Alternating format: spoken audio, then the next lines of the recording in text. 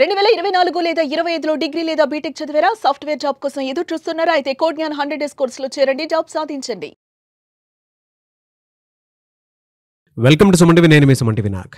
Loan తీసుకున్న తర్వాత మీరు లోన్ కట్టాలి అని రికవరీ ఏజెంట్స్ కనుక మిమ్మల్ని హెరాస్ చేస్తూ ఉంటే, ఎస్పెషల్లీ ఆరోగ్య సమస్యలు ఉన్నప్పుడు మిమ్మల్ని కనుక హెరాస్ చేస్తూ ఉంటే ఎలా కంప్లైంట్ చేయాలి అనేది ఈ వీడియోలో కూలంకషంగా డిస్కస్ చేసుకుందాం. ఈరోజు మనతో పాటు ప్రముఖ అడ్వకేట్ శశికాంత్ గారు ఉన్నారు. అది వారి మాట్లాడి తెలుసుకుందాం. Hello sir. నమస్తే అండి. సార్, కొంతమంది రికవరీ ఏజెంట్స్ అరే బాబు మాకు హెల్త్ బాగాలేదు, కొంచెం వెసులుబాటు ఇవ్వండి అన్నా కూడా హరాస్ చేస్తూనే ఉంటారు. ఈ ప్రాసెస్లో ఉన్నప్పుడు ఎలా కంప్లైంట్ చేయాలి, ఎవిడెన్స్ ఏ విధంగా సేకరించాలి? చాలామంది హాస్పిటల్స్లో ఉన్నా కూడా ఫోన్ కాల్స్ వస్తూ ఉంటాయి వాళ్ళకి, మీ ఈఎంఐ పెండింగ్ ఉంది అని. సో బేసిక్గా నేను మీ ద్వారా ఈ వీడియో ద్వారా కలెక్షన్ ఏజెంట్స్కి ఏం చెప్పాలనుకుంటున్నా అంటే, ఎవరైనా లోన్ తీసుకున్న వ్యక్తి తీవ్ర ఆరోగ్య సమస్యతో హాస్పిటల్లో అడ్మిట్ అయ్యి ఏదైనా సర్జరీ గట్రా ఏమైనా అయ్యి అడ్మిట్ అయ్యి హాస్పిటల్లో అడ్మిట్ అయినంత కాలం మీరు వాళ్ళని డిస్టర్బ్ చేయకూడదు. There is a rule. ఈ రూల్ని మీరు దయచేసి అర్థం చేసుకోండి. అయితే నేనేమంటున్నాను, కలెక్షన్ ఏజెంట్లకు కూడా నేను ఏం చెప్తాను అంటే వాళ్ళ బ్యాంక్ వాళ్ళు ఎక్కువ ట్రైనింగ్ ఇవ్వరు కాబట్టి నేనే ట్రైనింగ్ ఇస్తున్నాను వాళ్ళకి. కలెక్షన్ ఏజెంట్లకు ఏం ట్రైనింగ్ ఇస్తున్నా అంటే, నేను ఎవరైనా వ్యక్తి ఇట్లా హాస్పిటల్లో ఉంటే మీరు వాళ్ళ ఫ్యామిలీ మెంబర్స్ తోటి, వాళ్ళు ఎట్లా ఫోన్లు ఎత్తారు, వాళ్ళ ఫ్యామిలీ మెంబర్స్ ఎత్తి ఇట్లా మా ఆయన హాస్పిటల్లో ఉన్నాడని చెప్పినా కూడా ఈ వైఫ్ని హెరాస్ చేసి టార్చర్ చేస్తే మీ మీద కేసు అవుతుంది. దయచేసి వాళ్ళ వైఫ్ని ఏమడుతారంటే, మీరు ఏదైతే అడ్మిట్ అయ్యారో ఆ డాక్యుమెంట్స్ మీకు వాట్సాప్ చేయమని చెప్పండి. ఆ డాక్యుమెంట్స్ని మీరు ప్రింట్అవుట్ తీసుకొని మీ ఆఫీస్కి వెళ్ళి సబ్మిట్ చేయండి. సో దట్ మీకు ఒక ఊరట కలుగుతుంది. ఇది తెలియక చాలామంది కలెక్షన్ ఏజెంట్లు హెరాస్ చేస్తుంటారు. ఎందుకంటే అలా ట్రైనింగ్ లేరు. జాయిన్ అయ్యాడా రేపు నుంచి ఫీల్డ్కి వెళ్ళిపో అంటారు. కాబట్టి మనమే మీ ద్వారా నారాజు కలెక్షన్ ఏజెంట్లకు ట్రైనింగ్ ఇద్దాం.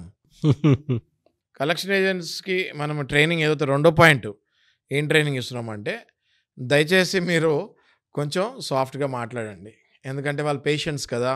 సో మీరు ఫోన్ చేసినప్పుడు వాళ్ళతో కొంచెం సాఫ్ట్గా మాట్లాడి ఇప్పుడు ఎలా ఉందండి ఏంటి అని అడిగి ఎప్పుడు డిశ్చార్జ్ అవుతారు అని కనుక్కొని డిశ్చార్జ్ అయిన తర్వాత మీరు మళ్ళీ నార్మల్గా కాల్ చేసి మేము ఒకసారి కలవచ్చా అండి మిమ్మల్ని లోన్ గురించి మాట్లాడాలని చెప్పండి. ఇది మీకు నేను ఇచ్చే రెండో ట్రైనింగ్ పాయింట్. మూడో పాయింట్ నాగరాజు గారు, చాలామందికి తెలియదు ఏంటి అంటే, ఇట్లా హాస్పిటల్లో ఉన్నప్పుడు డైలీ కాల్ చేస్తానికి ఉండదు. అసలు ఈ పాయింట్ అయితే అసలు కలెక్షన్ ఏజెన్సీలకు తెలియదు. ఎందుకంటే వాళ్ళు ఎప్పుడు ఆర్బీఐ గైడ్లైన్స్ ప్రాపర్గా ట్రైనింగ్ అటెండ్ అవుతాము. ఆర్బీఐ గైడ్లైన్స్ కూడా మారుతూ ఉంటాయి time to time. Software update అయినట్టు గైడ్లైన్స్ కూడా ఇంకా మారుతూ ఉంటాయి. మారిన గైడ్లైన్స్ ఇలా ట్రైనింగ్ ఇద్దామనుకున్నా వీళ్ళు ట్రైనింగ్ కూడా టైం ఇవ్వలేరు కలెక్షన్ వాళ్ళు. ఎందుకంటే ఆ రోజు టార్గెట్ మిస్ అయిపోద్ది కదా. సో వీళ్ళు ఎవరు ట్రైనింగ్ అటెండ్ కారు, కుర్రోళ్ళు రోడ్ల మీద తిరుగుతూ ఉంటారు. సో వాళ్ళకి నేను చెప్పే మూడో పాయింట్ ఏంటి అంటే, 7 రోజుల్లో 7 డేస్లో 2 నుంచి 3 సార్ల కంటే ఎక్కువ చేయకూడదు. ఎందుకంటే ఆయన ఆరోగ్య పరిస్థితి బాగాలేదు కదా. హాస్పిటల్ నుంచి డిశ్చార్జ్ అయ్యి ఇంటికి వస్తాడు ఆయన. 7 రోజుల్లో అంటే ఇన్ ఏ వీక్ 2 టైమ్స్ నుంచి 3 టైమ్స్ వరకు కాల్ చేయొచ్చు. కానీ ఇంటికి వచ్చేసాడు కదా అని మళ్ళీ మీరు డైలీ 100 సార్లు ఫోన్ చేస్తే ఏమవుతుంది? మళ్ళీ ఆయన హాస్పిటల్లో జాయిన్ అవుతాడు. అప్పుడు మళ్ళీ ఆయన హాస్పిటల్లో జాయిన్ అవుతాడు. దానికి కారణం ఎవరుతారు? సైకలాజికల్ ప్రెషర్ ఇవ్వకూడదు సార్. హార్ట్ అటాక్ వచ్చి చచ్చిపోయిన కలెక్షన్ వాళ్ళ వల్ల. కలెక్షన్ వాళ్ళు ఎంతోమందిని చంపేశారు, లిటరల్గా చంపేశారు ఎంతోమందిని. హార్ట్ అటాక్లు వచ్చి చచ్చిపోయిన వాళ్ళు ఉన్నారు ఈ కలెక్షన్ వల్ల గోల భరించలేక. అంటే కొడుకు అప్పు చేసి ఉంటాడు, ఇంట్లో కొడుకు ఉంటాడు, ఫాదర్ ఉంటాడు. ఇలానే నువ్వు పిల్లల్ని పెంచేది, నువ్వే కన్నావా, నీ కొడుకేనా, నీకు తెలీదా, నీకు బాధ్యత లేదా, గాడిదలా కన్నావు వదిలేస్తావు రోడ్డు మీదకి, అందరి దగ్గర అప్పులు చేస్తున్నాడు, ఇలాంటి మాటలు మాట్లాడతారు. ఆ తండ్రి అప్పుడు దాకా ₹1 కూడా ఎక్కడ అప్పు చేసి ఉండడు. గవర్నమెంట్ ఉద్యోగో ప్రైవేట్ ఉద్యోగో రిటైర్ అయి ఉంటాడు ఇంట్లో. ఇలా వచ్చి మాట్లాడేసరికి వాళ్ళ గుండెలు ఆగిపోయి చచ్చిపోయిన వాళ్ళు ఉన్నారండి నాగరాజు గారు. దారుణం సార్. నెక్స్ట్ ఈఎంఐ పోస్ట్పోన్మెంట్ అండి. ఓకే, ఇవన్నీ డాక్యుమెంట్స్ ఉంటాయి. ఒకవేళ సీరియస్ హెల్త్ ఇష్యూ అనుకోండి, క్రానిక్ హెల్త్ కండిషన్, స్టంట్లు పడ్డాయి అనుకోండి ఫర్ ఎగ్జాంపుల్. అంటే నేను అనేది సీరియస్ క్రానిక్ డిసీజెస్కి. ఇది కూడా చాలామందికి తెలియదు. ఎవరికి తెలియదు? అప్పు తీసుకున్న వాళ్ళకి తెలియదు, అప్పు ఇచ్చే వాళ్ళకి తెలియదు. అర్థమైందా? అప్పు ఇచ్చే వాళ్ళు అంటే ఎవరు? ఇక్కడ నా ప్రకారం బ్యాంకులు కాదు, కలెక్షన్ వాళ్ళు. వాళ్ళు అసలు వాళ్ళ జోబులో నుంచి ఇచ్చినట్టు మాట్లాడతారు కదా. కలెక్షన్ వాళ్ళకి తెలియదు, తీసుకున్న వాళ్ళకి పాపం ఏం తెలియదు. ఎందుకంటే వాళ్ళు డబ్బులు వస్తాయి కదా, ఆ టైంలో ఏం గుర్తుండవు, తీసేసుకుంటారు. అవును. ఓకే, వాళ్ళకి నేను చెప్పేది ఏంటి అంటే, దయచేసి తెలుసుకోండి, మీ హక్కులు తెలుసుకోండి. మీకు నిజంగా చాలా క్రానిక్ ఇల్ డిసీజ్ ఉంటే మీరు మారిటోరియంకి అప్లై చేసుకోవచ్చు బ్యాంక్లో. ఇప్పుడు కోవిడ్లో అందరికీ గుర్తుంది కదా, మారిటోరియం అనే పదం మన అందరం ఎప్పుడు విన్నాము? కోవిడ్లో విన్నాం. దానికి ముందు మారిటోరియం అనే పదం ఎవరికి తెలియదు. కోవిడ్లో మనకి మారిటోరియం అనేది గవర్నమెంట్ ఆఫ్ ఇండియా డిసైడ్ చేసింది. ఓకే, దానివల్ల RBI has decided again the direction has gone from government of India to reserve Bank of India. Reserve Bank of India has directed ఆ మారటోరియం అన్ని స్టేట్ బ్యాంక్స్కి అన్ని direct చేసింది. So ఇప్పుడు ఒంట్లో బాగాలేనప్పుడు నిజంగా చాలా పెద్ద రోగం వస్తే 100% మీరు మారటోరియం అప్లై చేసుకోవచ్చు. ఈ హక్కు మీకు ఉంటుంది, తెలుసుకోండి. నెక్స్ట్, ఇంటికి వచ్చిన తర్వాత మనిషి రికవర్ అయ్యేటప్పుడు ఇంటికి వచ్చి మాట్లాడటానికి ఉండదు, ఫోన్లలోనే మాట్లాడాలి నాగరాజు గారు.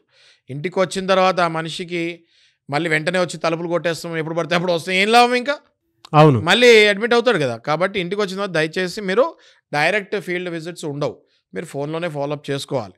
మీరు దానికి కూడా డాక్టర్ అడ్వైజ్ ఉంటుంది, ఆ లెటర్ అడగాలి. అది సీరియస్నెస్ బట్టి చూసుకుంటే చాలా సీరియస్గానే ఉంది కండిషన్ పేషెంట్ది అంటే ఇళ్ళ దగ్గరికి వెళ్ళి గొడవ చేయకూడదు. మీరు జాగ్రత్తగా ఫోన్లో సాఫ్ట్ ఫాలోఅప్ చేసుకోవాలి. కలెక్షన్ వాళ్ళకి చెప్తున్నాను ఇది. ఇంకా బేసిక్గా ఏముందండి నారాజు గారు, నేను చెప్పేది ఏంటి అంటే బేసిక్గా all the collection agencies and recovery agents has to follow RBI fair practicing rules and regulations. ఏం చెప్తుంది ఆర్బీఐ క్లియర్గా?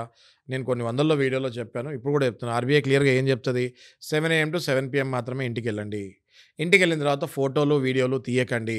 మీరు చాలా పొలైట్గా మాట్లాడండి. మీ ఐడి కార్డ్ని, మీ బిజినెస్ కార్డ్ని జోలో పెట్టుకోండి. మీరు వెళ్ళినప్పుడు మీ ఐడి కార్డ్ చూపియండి. కస్టమర్ ఎంత డబ్బులు తీసుకున్నాడో, ఇంకా ఎంత కట్టాలి అన్నది ఒక ట్రాక్ రికార్డ్ పేపర్ ప్రింట్అవుట్ మీ దగ్గర ఉండాలి. అది చూపియండి. చూపించి పలానా డేట్ బౌన్స్ అయింది, బౌన్స్ ఛార్జెస్తో పాటు మీరు ఇంత కట్టాలి సార్, ఇంత కట్టాలి మేడం అని క్లియర్గా చెప్పాలి. ఇవన్నీ ఫెయిర్ ప్రాక్టీసింగ్ కోడ్స్. హాలిడేస్ అప్పుడు, నేషనల్ హాలిడేస్ అప్పుడు, ఫెస్టివల్స్ అప్పుడు ఇంటికి వెళ్తానికి ఉండదు. ఇవన్నీ Reserve Bank of India fair practicing rules and regulations కిందకు వస్తాయి.